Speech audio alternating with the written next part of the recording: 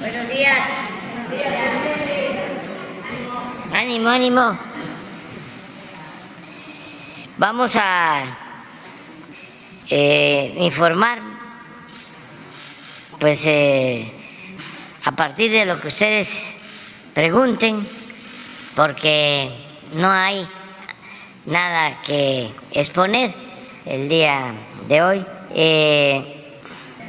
Sí, el cero impunidad es que salió el general Bucio a Guatemala, fue a un congreso y entonces decidimos esperarlo. Lo que podemos hacer es el video de lo del juicio de García Luna y ya después abrimos para preguntas. El día de ayer, 1 de febrero, concluyó la sexta audiencia del juicio contra Genaro García Luna en la Corte del Distrito Este de Brooklyn, Nueva York. La audiencia comenzó con el contrainterrogatorio al testigo protegido Israel Ávila, contador de los hermanos Pineda. El abogado defensor Froilán Miedl enfrentó dificultades para obtener respuestas concretas del testigo. El juez Brian Coogan incluso tuvo que intervenir y pedir a Ávila que se limitara a responder con un sí o un no. Ávila afirmó no conocer personalmente a Genaro García Luna y aceptó que nunca vio su nombre completo en los libros de contabilidad del cártel de Sinaloa, únicamente sus apodos, el Metralleta y el Tartamudo. Florian Miedl buscó descalificar las declaraciones de Ávila, afirmando que no tenía caso sobornar a personas que ya habían dejado su puesto en el gobierno, en referencia al cambio de administración en 2012. Sin embargo, Ávila respondió que eso dependía, pues aunque no fueran ya funcionarios, mantenían sus contactos que les podían ser útiles al cártel. Tras esta declaración, la Fiscalía interpuso una objeción para readmitir las primeras declaraciones de Ávila, quien relató haber confesado en 2016 sobre sobornos a García Luna. Fiscales y defensores hablaron en privado con el juez Brian Coogan y llegaron a acuerdos que no fueron revelados. El abogado defensor nunca preguntó a Israel Ávila sobre la identidad del periodista del que habló la audiencia anterior. El sexto testigo cooperante llamado por la Fiscalía fue Harold Mauricio Boveda Ortega, el Conejo. Boveda, originario de Colombia, declaró que trabajaba como un enlace entre los grandes narcos colombianos y los grandes narcos de México. El testigo declaró haber formado una relación de negocios con el Mayo Zambada desde el año 2000, transportando cargamentos de 100 y 200 kilos de cocaína a través de las lanchas rápidas que llegaban a las costas del Pacífico mexicano desde Huatulco, en Oaxaca, hasta Ixtapas y Guatanejo, en el estado de Guerrero. El Conejo dijo que operaba entre Colombia y México y en una ocasión le pidió ayuda a El Mayo para volver a su país sin exponerse a las autoridades mexicanas, por lo que este contactó a su hermano Jesús, el Rey Zambada, y le encargó que lo despachara para Colombia. Boveda relató que el Rey lo llevaba al Aeropuerto Internacional de la Ciudad de México y lo puso en manos de 2 policías que lo escoltaron hasta el avión sin necesidad de que pasara por migración. El Conejo declaró que cuando inició una guerra en Colombia entre los narcos Wilber Varela y Diego Montoya, él temía por su vida, por lo que le pidió a su socio El Mayo que lo apoyara para regresar a México. A su vuelta, conoció a Arturo Beltrán Leiva. Cuando le mostraron al testigo una foto de quien fue líder de los Beltrán Leiva en los monitores de la sala donde se llevaba a cabo el juicio, el Conejo lo llamó mi tío Arturo Beltrán Leiva, afirmando que la suya era una relación de padre e hijo. Tras ver un video del operativo que la Policía Federal llevó a cabo en su mansión en el Desierto de los Leones, Boveda lloró en el estrado. El testigo cooperante del gobierno de Estados Unidos acusó a Jesús Reinaldo el Rey Zambada de ordenar a la Policía Federal que hiciera un operativo para detenerlo, del que alcanzó a escapar por la parte de atrás del inmueble, donde resguardaba a sus tigres blancos. A cargo del operativo, dijo, estaban los mandos de la Policía Federal, Víctor Garay y Vallardo, quienes obligaron a 2 de sus empleados a entregarles $500,000 para dejarlos libres. El testigo se lamentó de haber perdido la casa que mandó a construir a su gusto, con marcos de madera tallados y una puerta que pidió traer desde la India. Con voz llorosa, el Conejo dijo que el Rey Zambada le hizo ese mal en medio de la guerra entre los líderes del cártel de Sinaloa, con Joaquín el Chapo Guzmán e Ismael el Mayo Zambada en un bando y los Beltrán Leiva y los Zetas en el otro.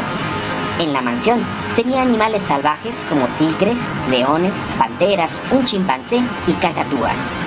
El Conejo afirmó que tras la detención del Rey Zambada, miembros del cártel de Sinaloa le pidieron miles de dólares para pagar a medios con el fin de que dieran la noticia de su arresto y la policía no pudiera liberarlo. El abogado defensor César de Castro inició el contrainterrogatorio de Poveda Ortega, pero este fue detenido por cuestiones de tiempo y continuará mañana. Bueno, quedó Judith y Carlos Pozos, y de ahí nos vamos. Gracias, presidente. Buenos días. Judith Sánchez Reyes, de La Verdad Noticias. Presidente, hace unos días la Auditoría Superior de la Federación dio a conocer que detectó irregularidades por más de 830 millones de pesos en la Secretaría de Educación Pública durante la gestión de la maestra Delfina Gómez, hoy candidata a la gubernatura del Estado de México. De acuerdo a su informe, subsidios federales para organismos descentralizados estatales correspondientes al año 2021, se encontraron que en el Colegio de Bachilleres, el Colegio de Estudios Científicos y Tecnológicos, el Instituto de Capacitación para el Trabajo, hay un monto sin aclarar de aproximadamente 496.5 millones de pesos y así como tampoco hay claridad en el destino de 148.7 millones de pesos que se otorgaron a universidades tecnológicas y politécnicas, ni tampoco se dice qué pasó con el ejercicio de 119 mil millones de pesos en transferencias para universidades públicas estatales. Estas irregularidades se sitúan en rubros como pagos de sueldos, prestaciones, trabajadores designados como deceso en nómina, bienes adquiridos no localizados, entre otros.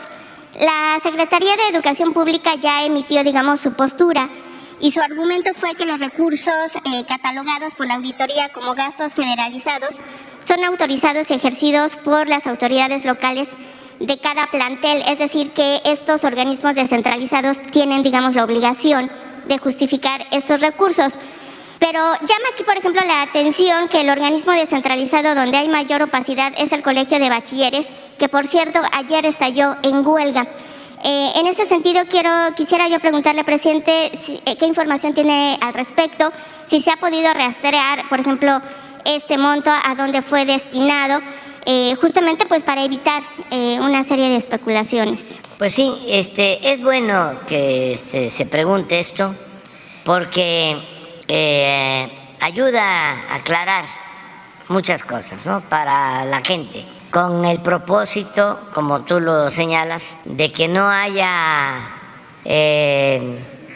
manipulación en el manejo de la información. Cuando la Auditoría Superior de la Federación hace una investigación, son, como lo mencionas, en algunos casos, casi en la mayoría de los casos, irregularidades, no son actos de corrupción, así de categórico. O sea, que porque se transfirió un recurso a la Universidad de Baja California, si no está establecido en la norma o bajo qué criterio se amplió el presupuesto de la Universidad de Baja California. De ese tipo de señalamientos son las auditorías que lleva a cabo este organismo. Entonces, hay un procedimiento, las dependencias van aclarando, como tú lo señalas. Ya la Secretaría de Educación Pública ya dio a conocer qué fue lo que sucedió en cada caso. Pero esto es algo normal, cotidiano. Siempre la Auditoría Superior está llevando a cabo seguimiento sobre el ejercicio del presupuesto. Entonces, aclarar que si la Auditoría Fiscal de la Federación hace observaciones a una dependencia, no significa que haya corrupción. Esa es una. Bueno, y les puedo poner un ejemplo. Acuérdense de que la Auditoría Federal de la Federación estimó en 200,000 millones de pesos lo que se había destinado al aeropuerto del Lago de Texcoco, y resultó que era la mitad, que eran 100,000 para el pago de indemnizaciones a empresas cuando se decidió no construir el aeropuerto. Imagínense nada más la diferencia de 200,000 millones a 100,000 millones, el doble. Luego se aclaró que eran 100.000, 110.000, 120.000 millones. Era el doble. Bueno, esa es una, de carácter técnico, administrativo. Pero lo otro, que es lo que considero esencial en tu pregunta, es que como la maestra Delfina está de precandidata o candidata en el Estado de México, pues van a estar cuestionándola porque está participando. Y me das la oportunidad de decir que la maestra Delfina es una mujer honesta, que tiene toda mi confianza, toda. Es una mujer incapaz de robarse un centavo, nada que ver con los políticos de viejo cuño. Les voy a platicar la historia de la maestra Delfín. Era una maestra de aula en Texcoco y le dio clases pues a muchos. Y un partido la invitó a que participara como candidata a presidenta municipal en Texcoco.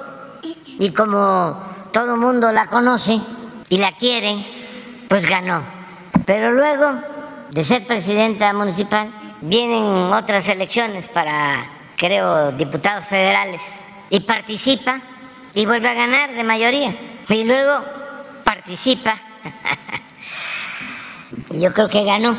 Pero como me dijo el compañero campesino de Michoacán en el 2006, ganaste, pero no saliste. Entonces, es una mujer de lucha, con principios, honesta. Por eso la invité a que fuese secretaria de Educación Pública y le tengo toda la confianza. No soy objetivo en este caso. Presidente, la quiero mucho.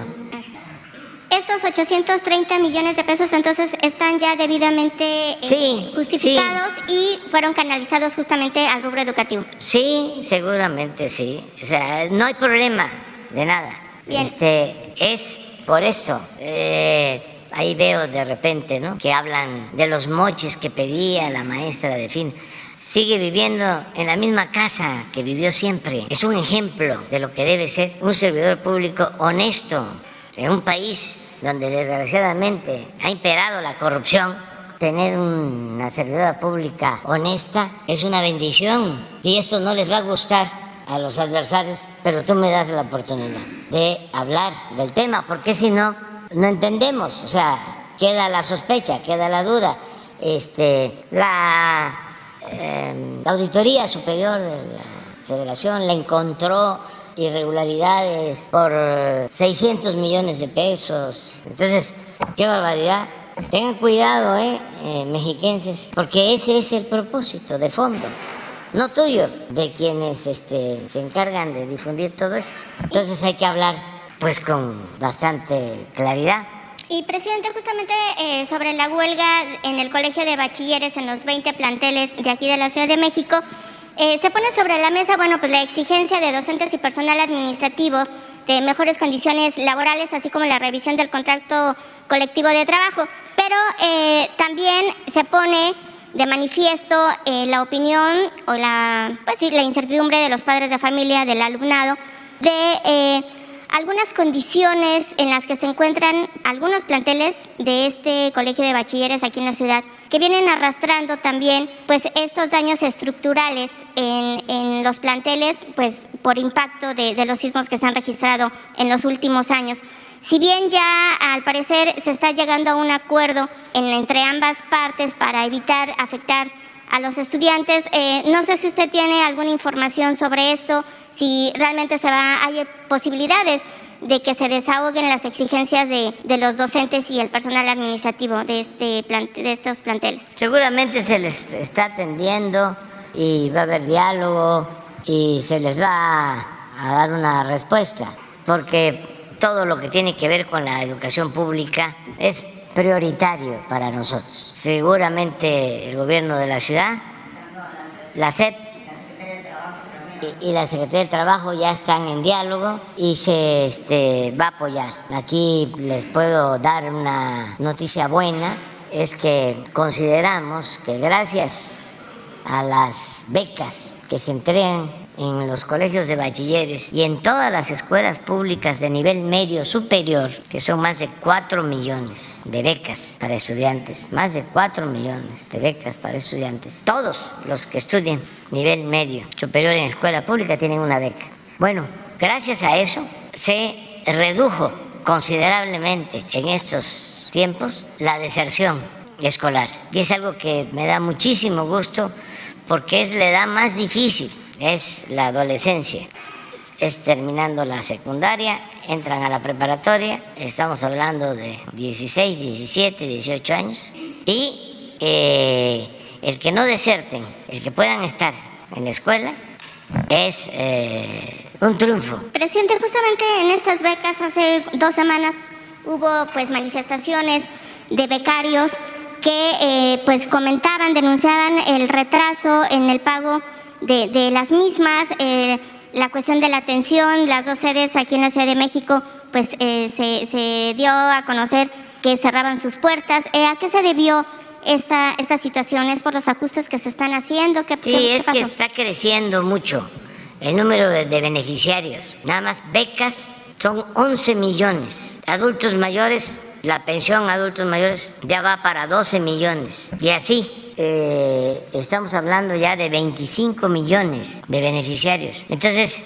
estamos llevando a cabo todo un plan para que Hacienda, la Subsecretaría de Egresos, la Tesorería de la Federación establezcan un calendario, elaboren un calendario y se dispersen los fondos al Banco del Bienestar, que tiene que dispersar este año 600,000 millones de pesos. Y ahora tenemos operando 1,350 sucursales, pero necesitamos 3,000. Ya están terminadas de esas 3,000 como 2,300. Nos faltan como 500, ya unas están en proceso de construcción, otras estamos ya por terminar de conseguir los terrenos. El caso es que en julio van a estar las 3,000. Estamos hablando de una dispersión anual por sucursal de 200 millones de pesos. Entonces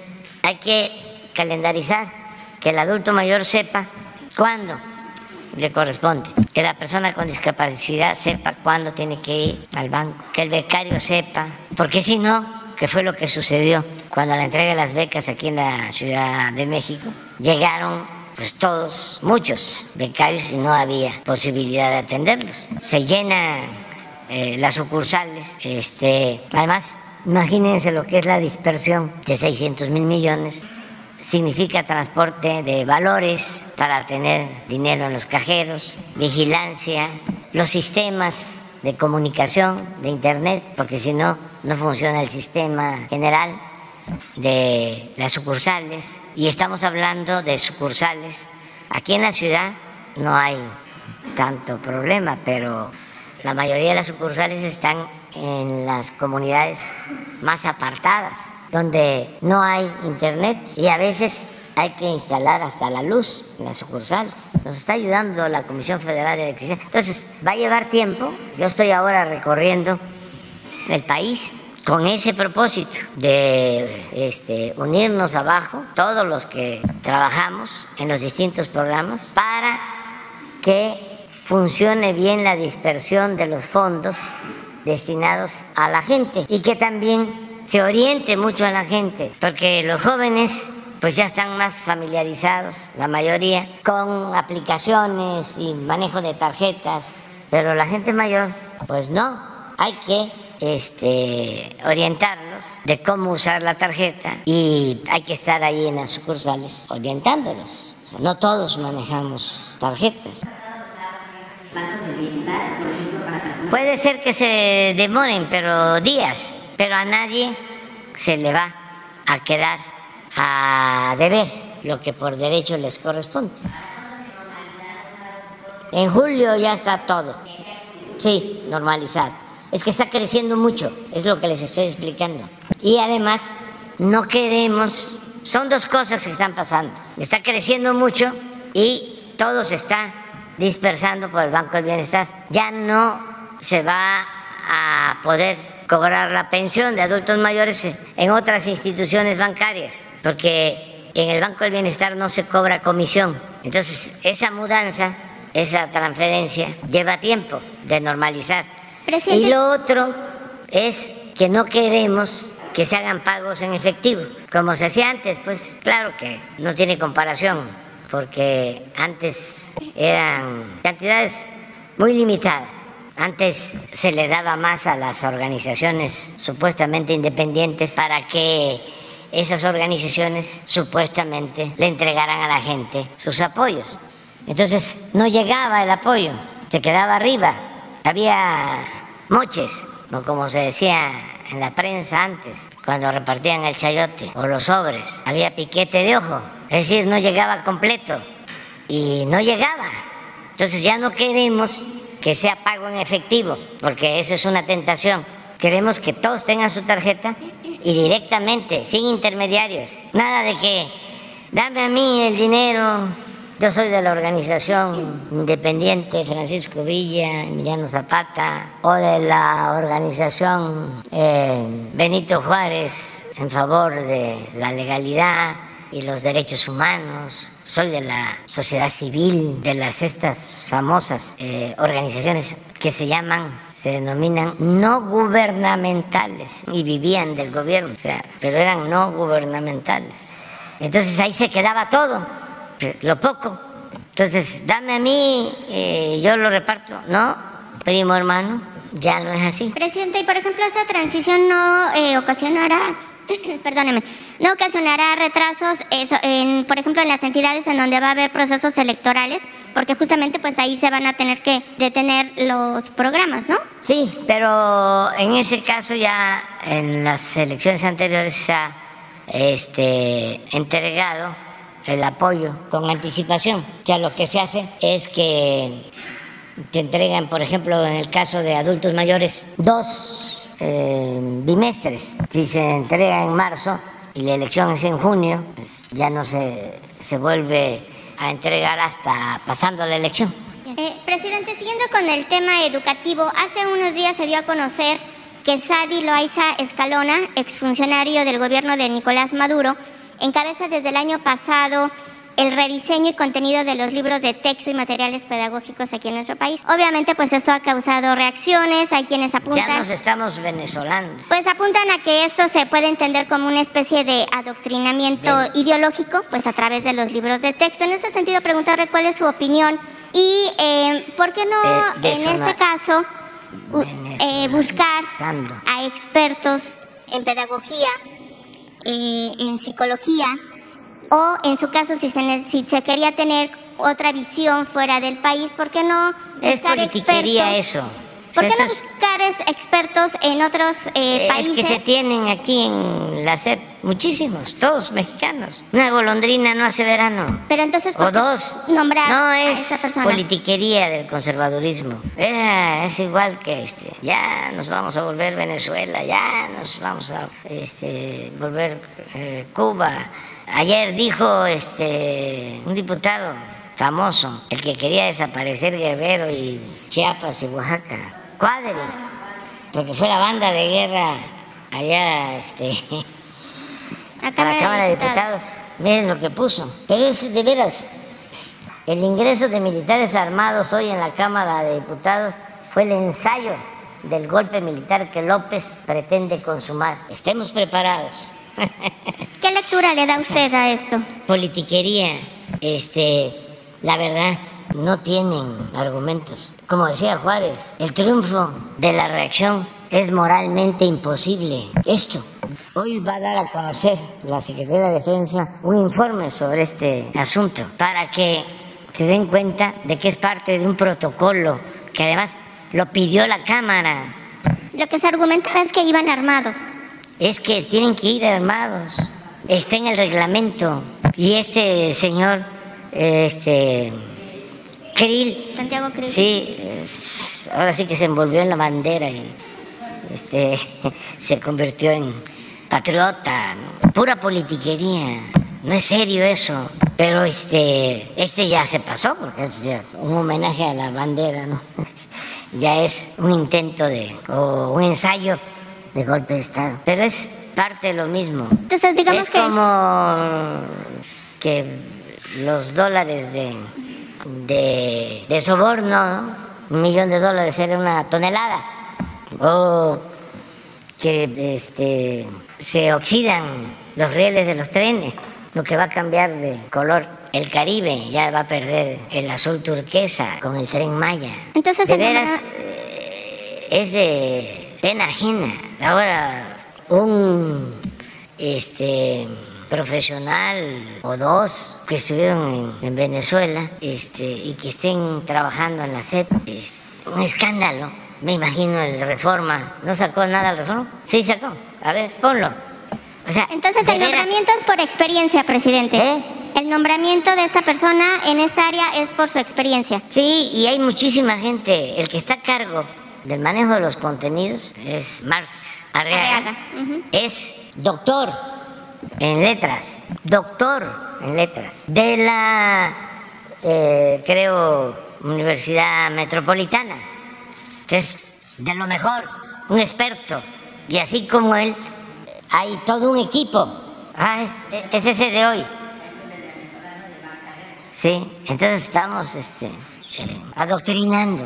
Hay que leer a todos, a Aristóteles, a Sócrates, a Platón, sí, y desde luego que hay que leer a Marx. ¿Por qué no? ¿Cuál sería la aportación de este personaje a los libros de texto aquí en México presente? ¿La qué? La aportación. Pues todos aportan. Pero hay algo en específico que por eso se buscó que estuviera. No, es que apoyando. Están trabajando muchos especialistas. Ya no tienen los libros de texto ni de secundaria. Ya no hacen los contenidos porque cobraban mucho.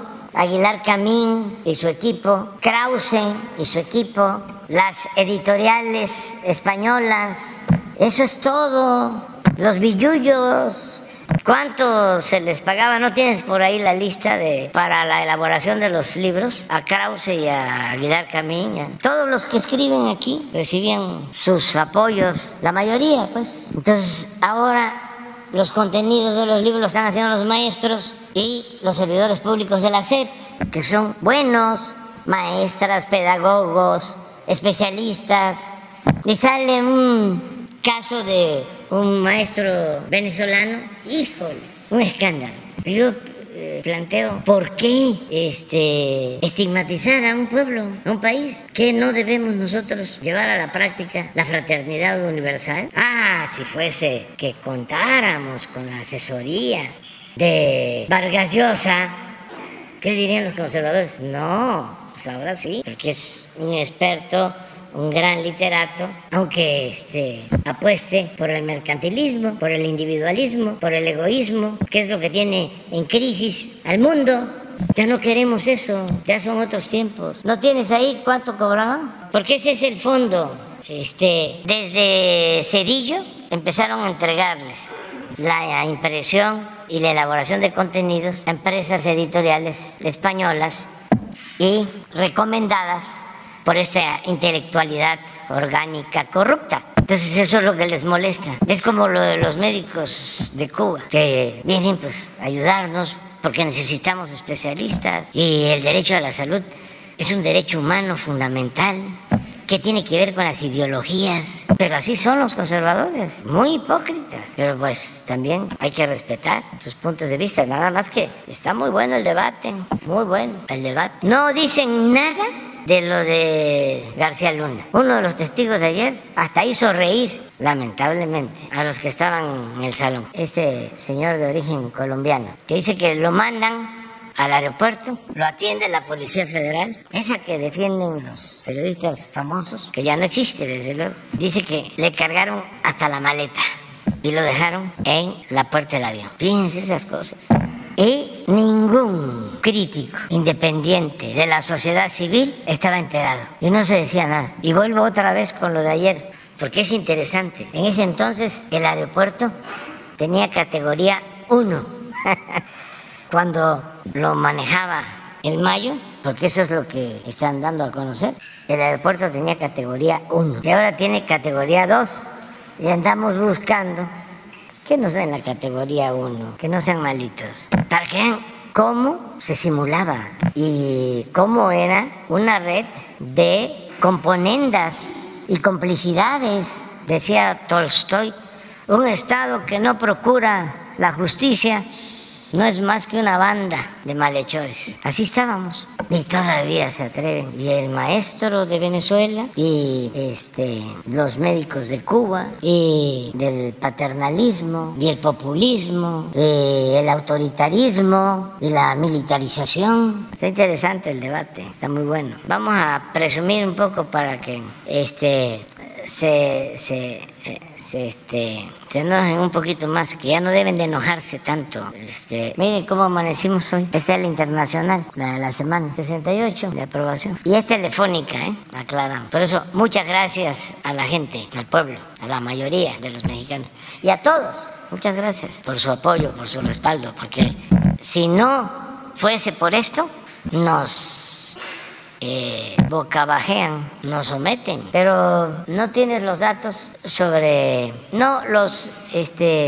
de cómo andamos en lo económico. Van a ver por qué es esto, sin tomar en consideración lo de los programas de bienestar, sino la situación económica. Quiero aprovechar para reiterar mi agradecimiento a nuestros hermanos migrantes, a nuestros paisanos, porque ayer se dio a conocer el dato de las remesas de diciembre y cerramos el año de remesas. No sé si tienes remesas ahí para terminar y ahora regresamos. 58.897 millones de dólares, 13% más que el año pasado. Muchas gracias, paisanos, muchas gracias. Estamos en segundo lugar en recepción de remesas. Estábamos en tercero, era la India, China y México, y ahora es la India, México, China.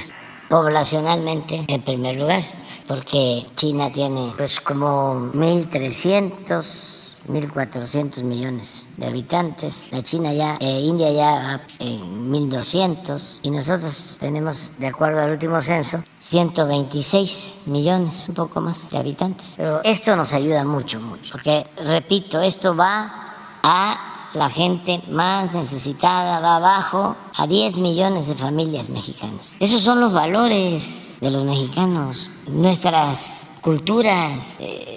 Fíjense, los que se van por necesidad a buscarse la vida y no se olvidan de sus familias ni se olvidan de su país. No sucede así, lo digo con todo respeto, con otros pueblos.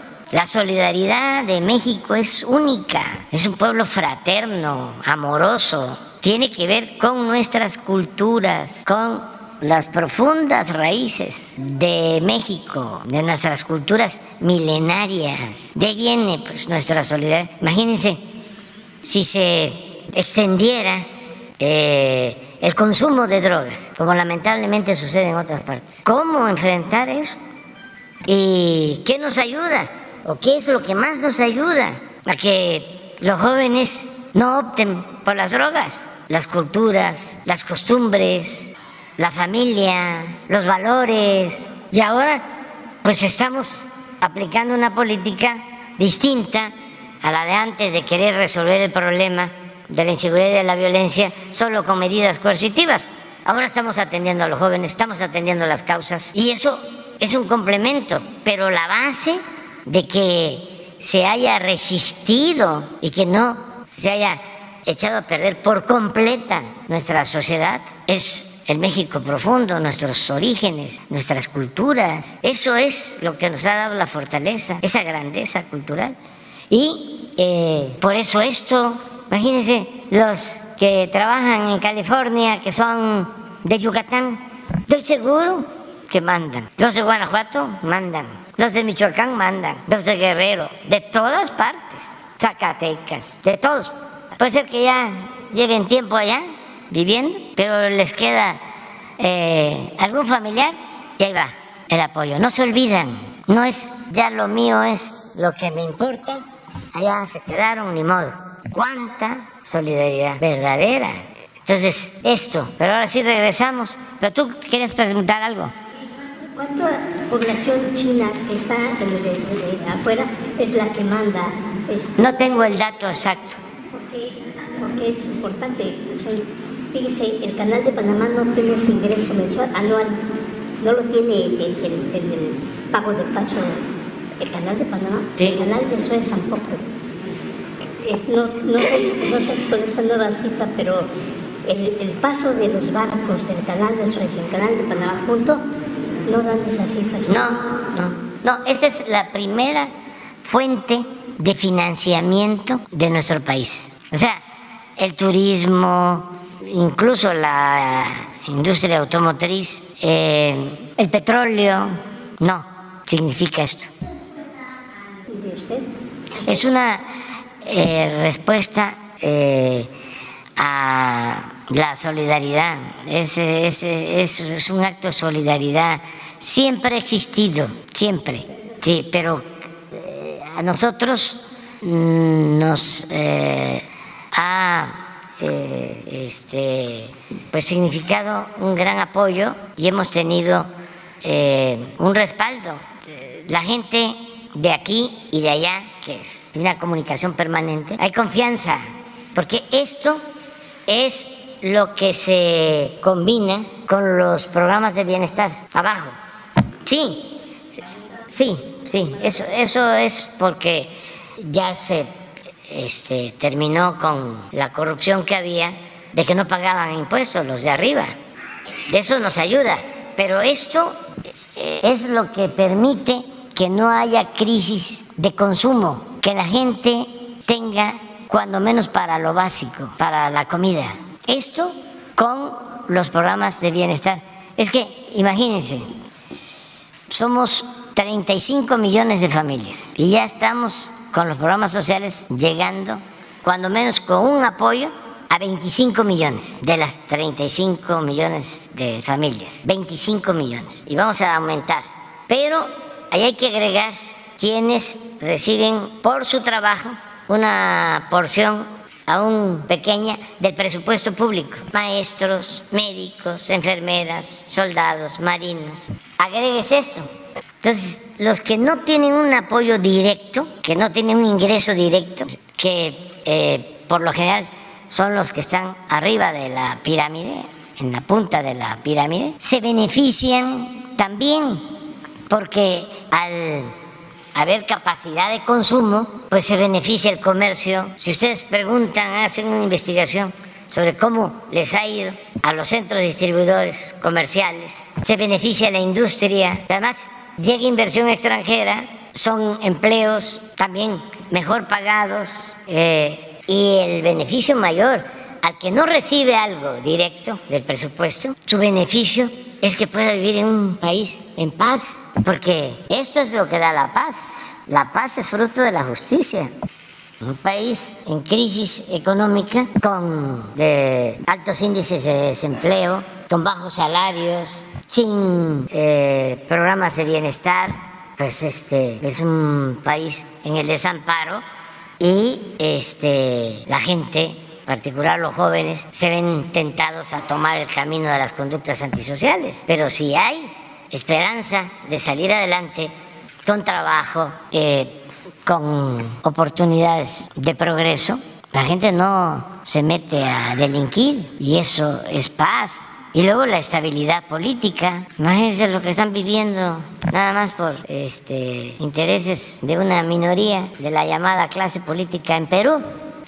Aquí hay libertad, hay manifestaciones, se atiende a la gente, pero no hay problemas mayores. Podemos ir a cualquier parte del país. No es un país como quisieran nuestros opositores, en llamas. Pero vamos viendo los datos, otros. Mire esto, es también histórico. Esta caída es diciembre, por los que continúan manteniendo contratos con los trabajadores. Y ya este es enero. Y mi proyección es que esto va para arriba. Vamos a llegar sin problema a 22 millones de trabajadores inscritos en el Seguro Social. Llegamos a 21.640.000 en diciembre, en noviembre, finales de noviembre. En diciembre se nos cayeron como 250, 300.000 y ya está de nuevo hacia arriba. Y este dato es importante: 271.059 empleos, más que en febrero del 20, que fue la pandemia. Estos son puestos de trabajo, pero hay otra cosa acá. A ver,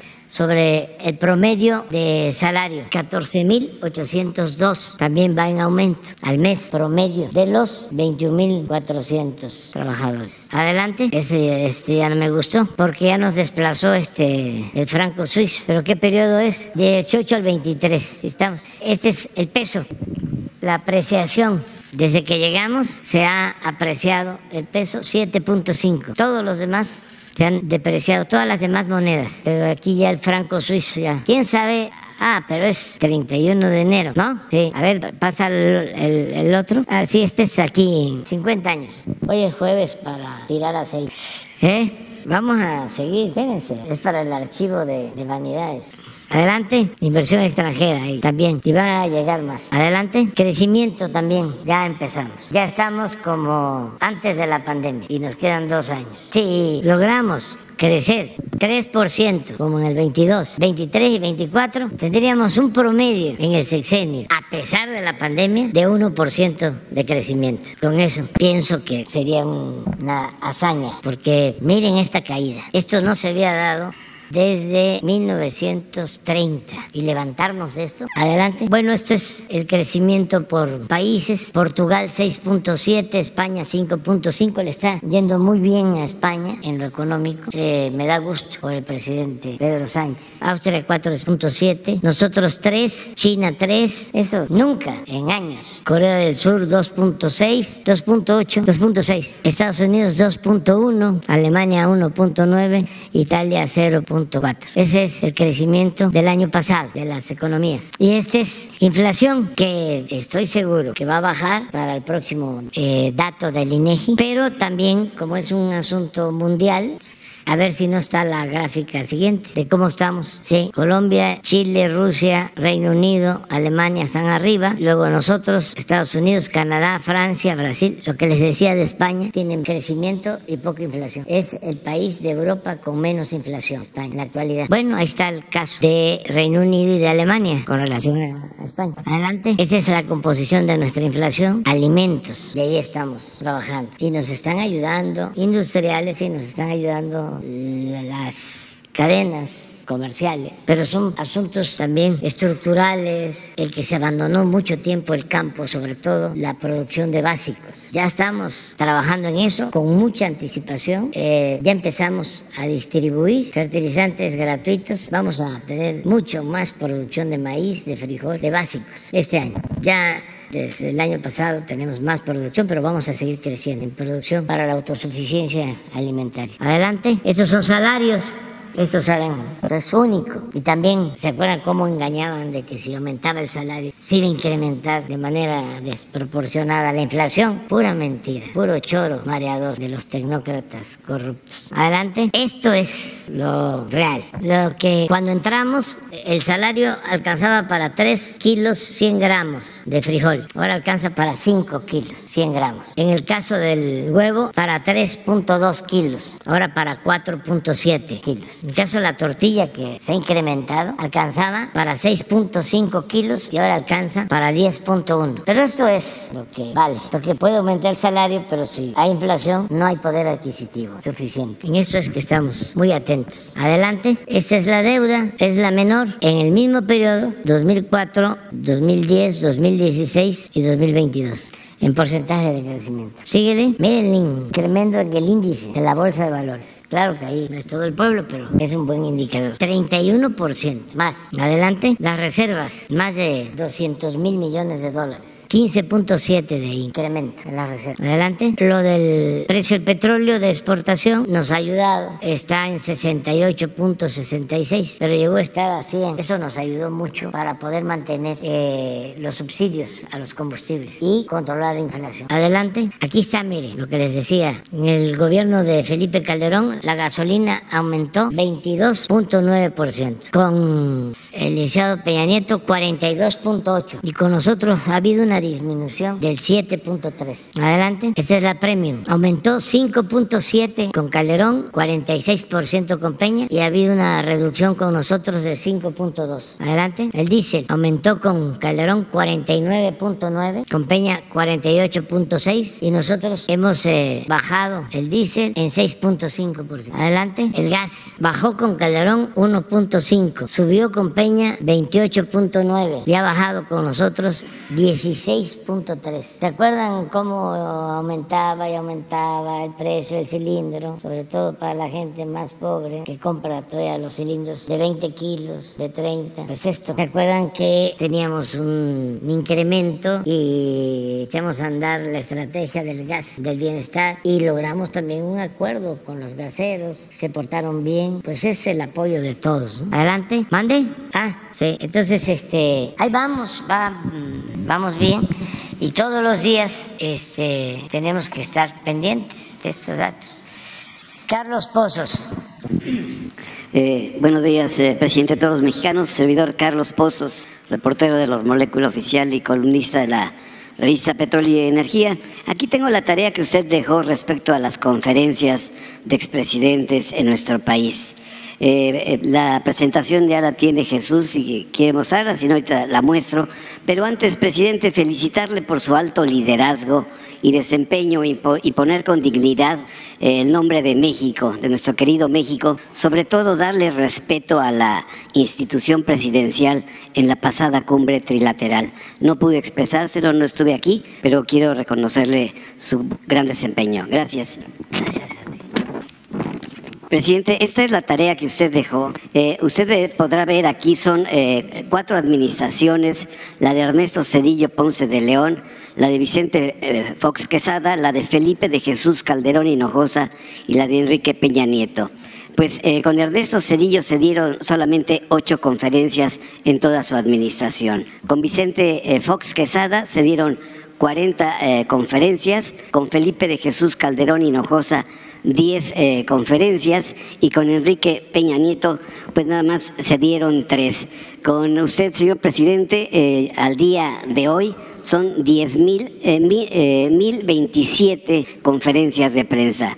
Estos datos son del taller de comunicación SPIN, quien también revela, presidente, que en el 2020 de las notas generadas aquí en la conferencia, de los 7 principales medios impresos de comunicación, retomaron solamente el 12% de las notas que aquí se generan, y apenas el año pasado disminuyó. Solamente 5.9% de las notas que se generan son utilizadas en primera plana en los principales medios de comunicación. Pues esa sería la tarea que usted dejó, señor presidente. E inicio, esto es con una denuncia. Presidente, fíjese que en el estado de Nuevo León, que gobierna MC con Samuel García, ocurren actos irregulares que tienen que ver con la Secretaría de Infraestructura, Comunicaciones y Transportes. Le platico, pues la empresa Grúas Can SADCB y Grúas Rams Galvatron han estado desde hace varios meses ya prestando el servicio de grúas y pensiones a diversos municipios de las áreas conurbadas del área metropolitana, de los municipios de Hidalgo, Mina, Ciénega de Flores y Santa Catarina. Esto ha ido escalando en virtud de que un funcionario que trabaja en la administración del actual gobernador Samuel García, el señor Mauricio Zavala, que tiene el puesto de director de la Cooperación para el Desarrollo Turístico, pues ha sido quien ha operado detrás de esas empresas Grúas Can y Grúas Ram, y como funcionario pues no aparece frente de estas gestiones, pero sí está atrás metiendo la mano, de acuerdo a la documentación que le voy a entregar. Presidente, hay estas irregularidades y pues distintas cámaras del Estado de Nuevo León de autotransportes han presentado quejas ante la Secretaría de Infraestructura, Comunicaciones y Transportes, así como la Procuraduría Federal del Consumidor y ante la Secretaría de Hacienda por estas diversas irregularidades que se están presentando en el Estado de Nuevo León. ¿Sería posible que la Secretaría de Infraestructura pues pudiera darnos un informe de qué es lo que pues sucede en materia de arrastre, salvamento y depósitos en dicho Estado de Nuevo León, que es uno de los de mayor carga de autotransporte tiene en nuestro país? Sí, lo podemos ver con el gobierno de Nuevo León. Llevamos muy buena relación con el gobernador Samuel García. Le podemos pedir su intervención para atender esta petición. Aprovecho para decir que nosotros apoyamos al gobernador de Nuevo León porque se ha presentado una demanda para desaforarlo. Lo quieren quitar del cargo porque no le aprobaron el presupuesto y no le aprobaron el presupuesto, él no tiene mayoría en el Congreso, se pusieron de acuerdo sus adversarios y querían ellos imponerle un presupuesto, pero no solo eso, sino obligarlo a que destinara fondos a ciertas empresas públicas, autónomas entre comillas, manejadas por los partidos que están bloqueando al gobernador. Entonces, como no lo permitió, no lo ha aceptado, entonces presentaron una denuncia para desaforarlo. Hay hasta tesis, jurisprudencia, de que cuando no se aprueba el presupuesto o no se publica por el Ejecutivo, se puede gobernar con el presupuesto anterior. Entonces, no está, pienso yo, cometiendo ningún delito. Está resistiendo una presión que tiene que ver con chantajes. Lo que eran los moches de antes, que había que darle a los partidos del presupuesto, incluso a los diputados. Se les entregaba el moche para obtener los votos y que aprobaran el presupuesto. Eso no debe de seguir existiendo. Aproveché ahora que sacaste lo de Nuevo León para que se conozca cuál es nuestra postura con toda claridad, porque sí es un chantaje de los que siempre han dominado en Nuevo León y que siempre han sometido a los gobernadores. Entonces, ojalá y recapaciten, porque ¿en qué ayuda la inestabilidad política a Nuevo León? En nada. Al pueblo de Nuevo León menos. Entonces aprovecho para darme... Gracias, presidente. Mi primera pregunta, presidente de todos los mexicanos, usted en repetidas ocasiones en este espacio y fuera de aquí lo ha dicho, que la selección del candidato a la presidencia de la República por parte del Movimiento de Regeneración Nacional se basará en una encuesta que habrá de tenerse por ahí en el mes de noviembre para tener el candidato o la candidata.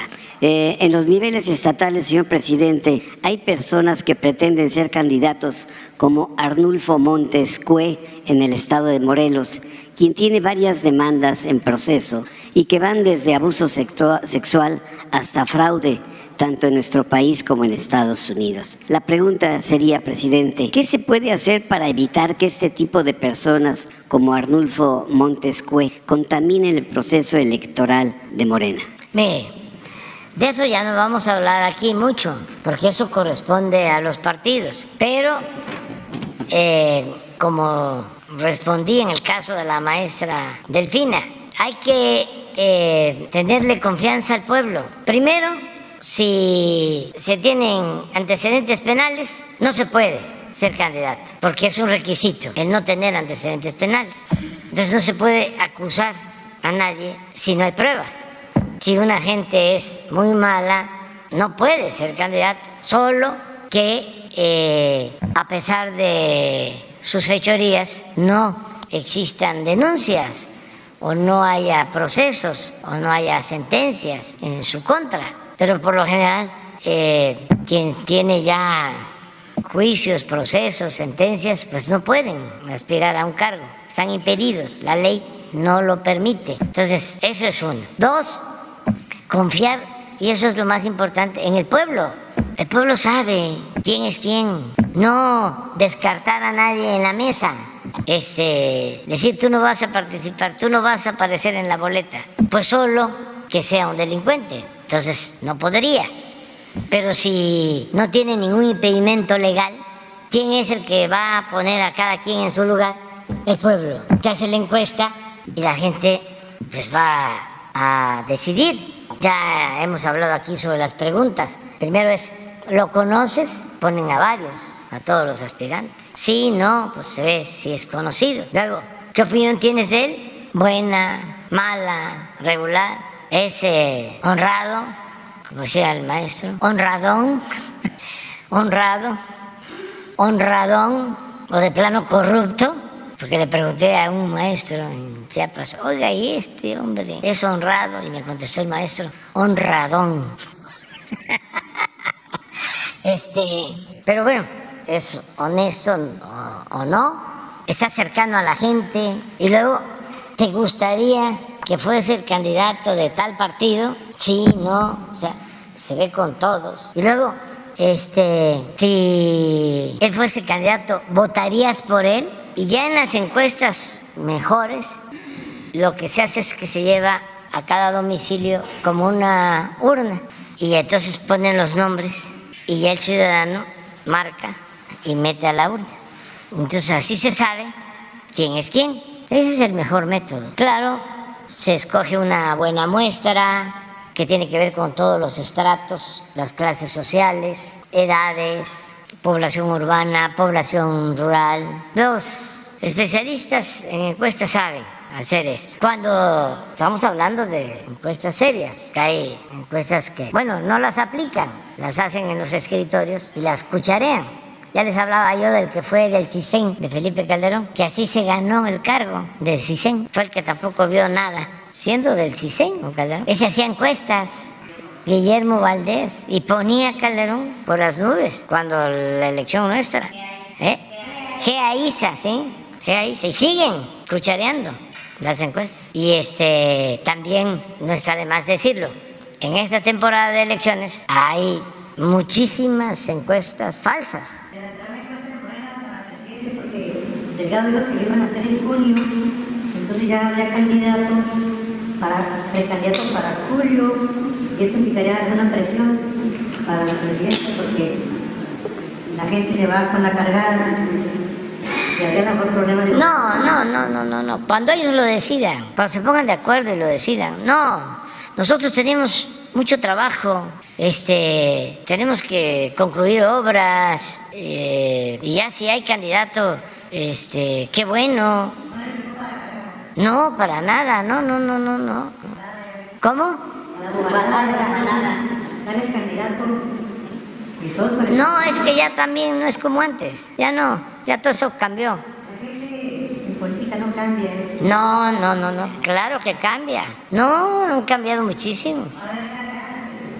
Sí, pero no hay ningún problema porque nosotros tenemos que concluir nuestras obras, nuestro trabajo. Y además, entre menos nos involucremos en cuestiones político-partidistas, pues más libertad tenemos para hacer nuestro trabajo. Yo no me he involucrado en cuestiones de cómo era antes, de que el presidente es el presidente del partido. Sí, pero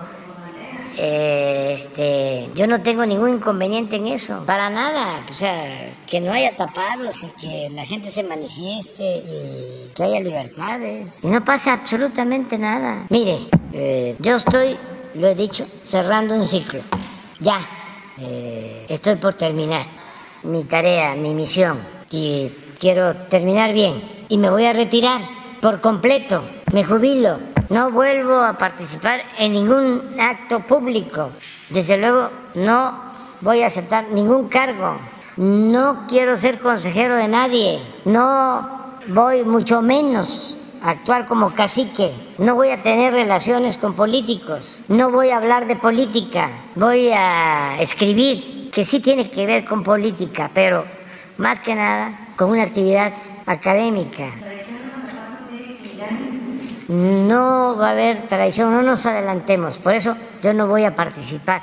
Después de que concluya mi mandato, me retiro. Entonces, yo quiero aprovechar el tiempo que me queda para entregar buenas cuentas y entregar la estafeta a quien me va a sustituir. Y estoy contento porque los que veo que pueden contar con el apoyo de la gente son personas con principios, con ideales, y hay garantía de continuidad en la transformación. Va a haber continuidad con cambio. El proceso de transformación va a continuar. Estoy seguro. Claro, cada quien con su estilo. A lo mejor ya no van a haber tantas conferencias, pero van a haber otras cosas mejores y se va a mantener la comunicación con el pueblo. De eso no tengo duda. Y estoy también convencido que en la vida no hay que tenerle mucho apego, ni al poder ni al dinero. Algunos cometen errores de que se sienten insustituibles y caen en el extremo del necesariato. Si no es usted, así era cuando Porfirio Díaz. El país se estanca porque usted es paz y es progreso. Y siempre era el mismo cuento de que venía una reelección y lo iban a buscar, o lo venían a ver aquí. Las llamadas fuerzas vivas. Necesitamos que continúe. Y él decía, me voy a seguir sacrificando por el pueblo, porque México lo merece, lo exige, lo demanda. Y así se estuvo 34 años. Sí hace falta tiempo, pero hay que pensar en los cambios, en la no reelección y tenerle confianza al pueblo. ¿Por qué me voy tranquilo cuando termine mi mandato? Aunque todavía no sé qué me depara el destino en estos 18, 19 meses que me quedan. Pero porque hasta ahora estoy muy tranquilo. Primero, porque se están llevando a cabo cambios importantes, que va a ser muy difícil de que se les dé marcha atrás. Por ejemplo, ¿cómo le van a quitar la pensión a los adultos mayores? No va a estar fácil. Si está en la Constitución, esté quien esté en la presidencia, es un derecho. Además, está en la Constitución y está en un transitorio de la Constitución donde se establece que año con año tiene que incrementarse el presupuesto para la pensión, para personas con discapacidad, para estudiantes pobres. ¿Ustedes creen que la gente fácilmente va a aceptar que les quiten la pensión? Ni toco madera, ni que regresaran los conservadores podrían. Y esto va acompañado del cambio de mentalidad, de la revolución de las conciencias, de la politización que se ha alcanzado. Entonces, si a eso se le agrega de que los que pertenecen a nuestro movimiento y aspiran a sustituirme son gentes de primera, ¿qué más puedo pedir? Pues solo aplicarme, si se puede un poco más, para dedicar más tiempo a que todo quede cimentado, en orden, que las grandes obras estén concluidas, pero además operando, funcionando, porque si dejamos obras inconclusas puede haber la tentación de decir, esa obra que espere. Les voy a poner un ejemplo. Si llegamos y nos encontramos el tren Toluca, Ciudad de México, como estaba, y decidimos, no, porque le tenemos que meter 30, 40 mil millones y mejor lo dejamos ahí, hubiese sido una gran irresponsabilidad. Lo tenemos que terminar. Entonces, pero así como eso, la coquizadora de Tula, ya habían invertido 2.000 millones de dólares, faltaban 3.000 para terminarla, estaba abandonada con los equipos ahí esperando. ¿Y qué dijimos? Van los 3.000 millones de dólares. Allá en las costas de Veracruz perforaron unos pozos para gas, dejaron una instalación inconclusa, 1.500 millones de dólares. ¿Qué decidimos? Continuarla. Y ya hicimos un acuerdo con una empresa de Estados Unidos para también poner una planta de liquefacción. Entonces, todo eso que quedó los hospitales. Estoy hablando con Zoe porque hay recursos y hacen falta clínicas y hospitales del seguro, porque está creciendo el número de derechohabientes. Hay que darle servicios, pero también tenemos ya hospitales iniciados. Entonces, ya para el tiempo que nos queda, es decir, ¿arrancamos nuevos hospitales o vamos a concentrar en terminar los que tenemos y los recursos que hay que se utilicen para equipar mejor los hospitales, que haya turnos 24 horas en los hospitales, que se contrate a más personal médico, pero no dejar obras inconclusas? Entonces, si sale el candidato o la candidata hacia adelante para sustituirme, pues yo tengo trabajo. Si va a haber, como dices tú, cargada, pues qué bueno, porque me van a alivianar a mí la carga, ¿no? O sea, se van para la política y pues nosotros seguimos trabajando. Estoy consciente también de que van a haber muchos de los que están en el gobierno que van a salir de candidatos, pero cuando ya vayan de candidatos ya van a estar terminadas sus tareas. A todos les estoy pidiendo, termínenme las tareas y ya luego ya ven qué hacen.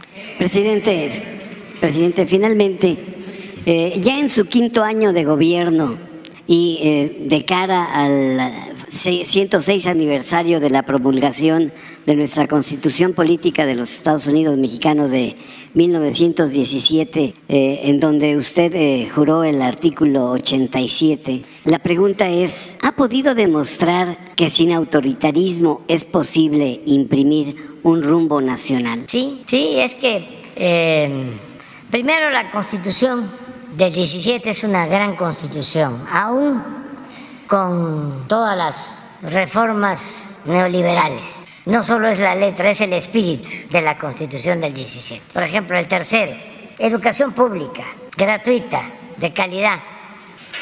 Durante Salinas acotaron eso, educación gratuita solo en el nivel básico y dejaron al mercado la educación media superior y la educación superior.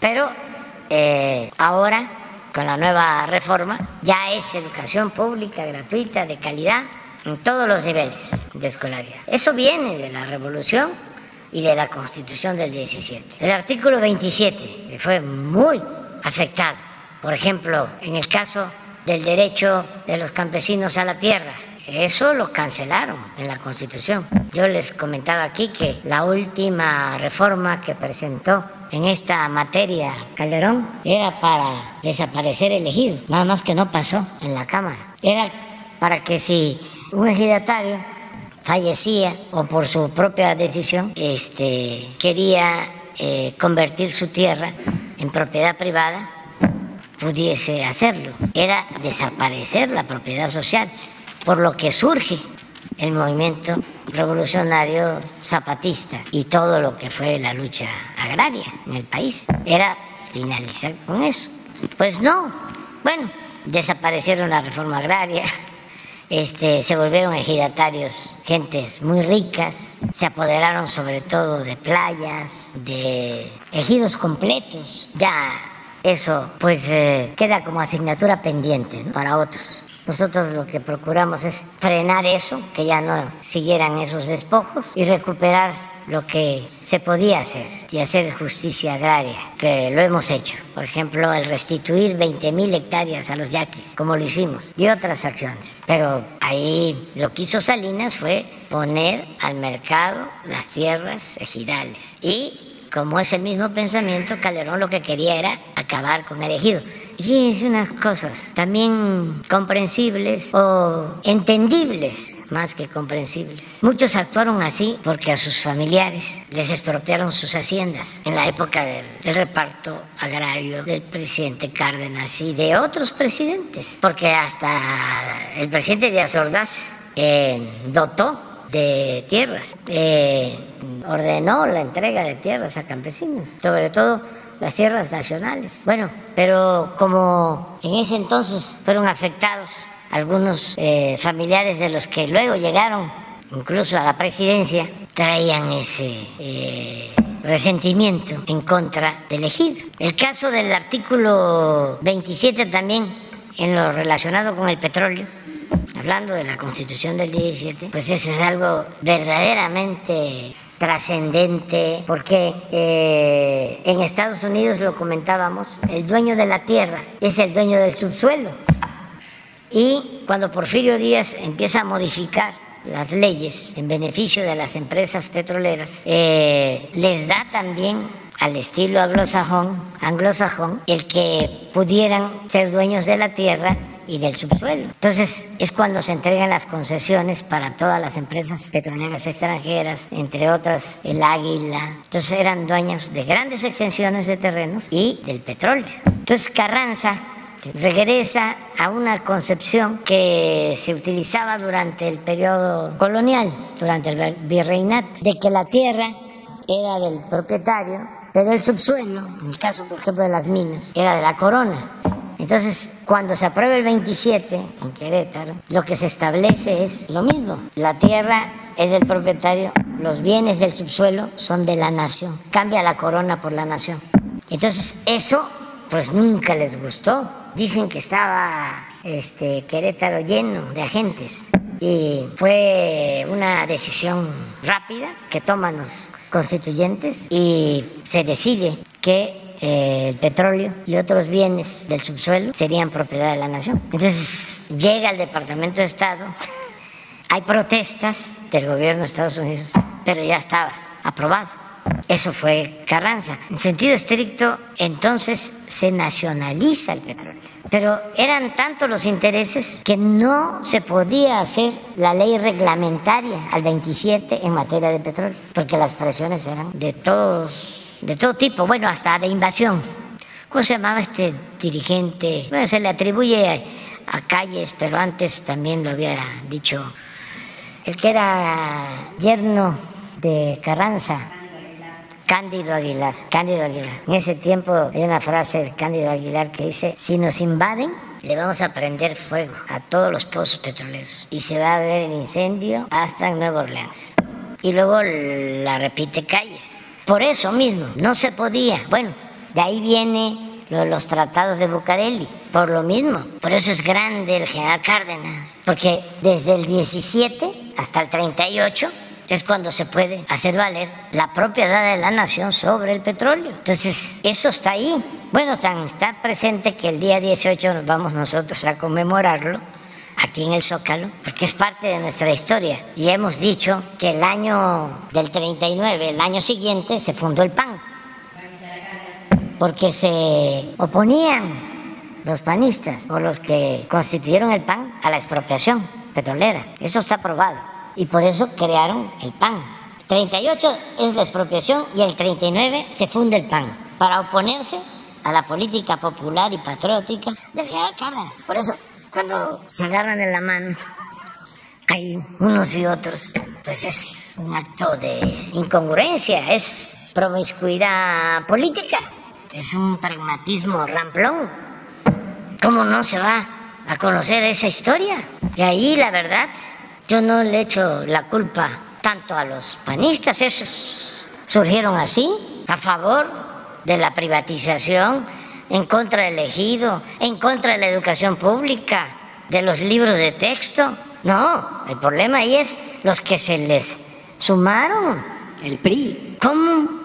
Por eso decían, no, es que Salinas, nosotros no nos sumamos a Salinas, al proyecto de Salinas, de las privatizaciones. Salinas nos quitó el programa o hizo suyo nuestro programa. Y sí, en buena medida. Cuando llevaron a cabo las llamadas reformas estructurales, fíjense la maniobra. Se fueron a un viaje para el presidente Peña Nieto, los dirigentes del PAN y los dirigentes del PRD. Entonces hacen el acuerdo, ¿no?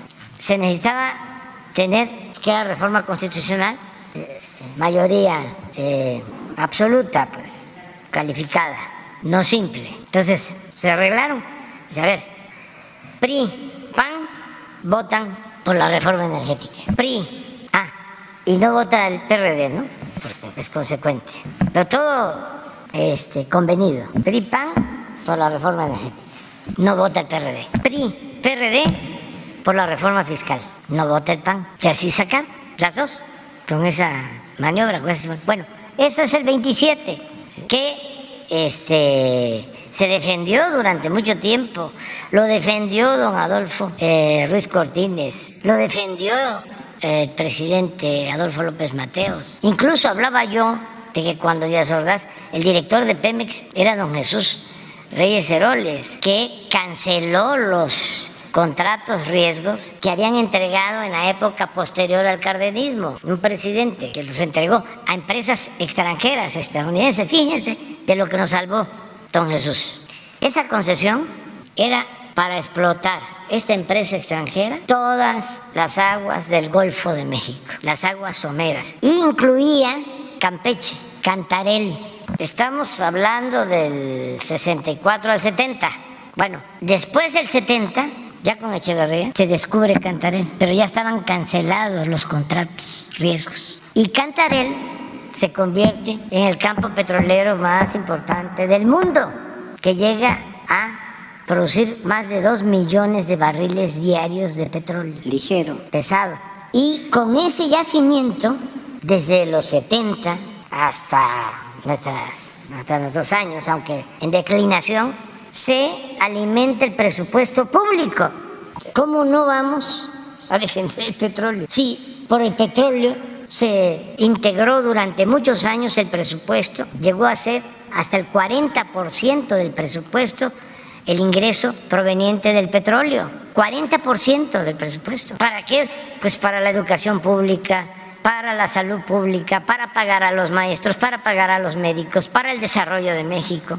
Y estos corruptos conservadores todavía entregando el petróleo a extranjeros, dando marcha atrás a toda la historia, nada más que no pudieron. Bueno, ahí está el 27 y luego el 123, que es también un gran artículo surgido de la revolución. Las mejores condiciones de los trabajadores. Acuérdense, o sea, lo sabemos, en el porfiriato no había día de descanso, ¿sí? No era de 6 a 6, era de 6 a 8, eran 12, 14, 16 horas, no había día de descanso, salarios raquíticos, tiendas de raya, una situación de esclavitud. ¿Cómo no va a ser importante la revolución? ¿Cómo no va a ser importante la Constitución del 17? La defensa de los derechos laborales, de las prestaciones de los trabajadores. Por eso no hay que olvidarlo del 5 de febrero, la conmemoración de la Constitución del 17. La han modificado, han hecho cambios, ¿no? Pues imagínense lo que hicieron desde el periodo neoliberal, de que se podía llevar a cabo contratación de trabajo por hora para que el trabajador no adquiriera ningún derecho, lo pudieran despedir y pagarle lo que quisieran, o lo otro, la subcontratación, todo eso, el manejo de las pensiones de los trabajadores. Nosotros no hubiésemos hecho eso. Imagínense el riesgo de poner las pensiones en manos de banqueros, de financieros. Todo eso significó el modelo neoliberal. Afortunadamente las cosas van cambiando. No se puede todo, dar marcha atrás a todo, es un proceso. Además hay cosas que no son esenciales y en política hay que saber priorizar. Política es tiempo y también saber qué es lo más importante, ¿no? Y ya vendrán otros para seguir adelante, seguir mejorando las condiciones de vida y de trabajo de nuestro pueblo. Y vámonos porque... Oiga, me están esperando unos tamales de masa colada, unas maneas. Me mandaron de Michoacán. ¿Ah? Corundas, sí.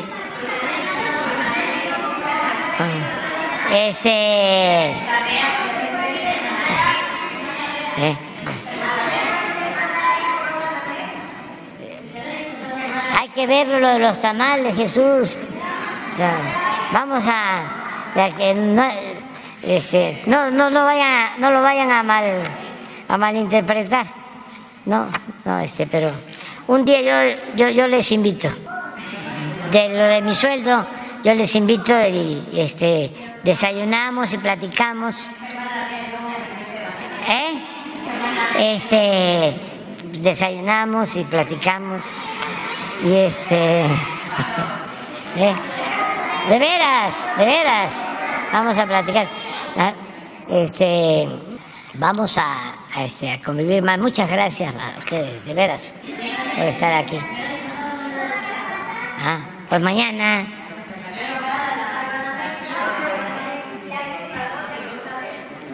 Van muy bien las cosas, estamos bien y de buenas.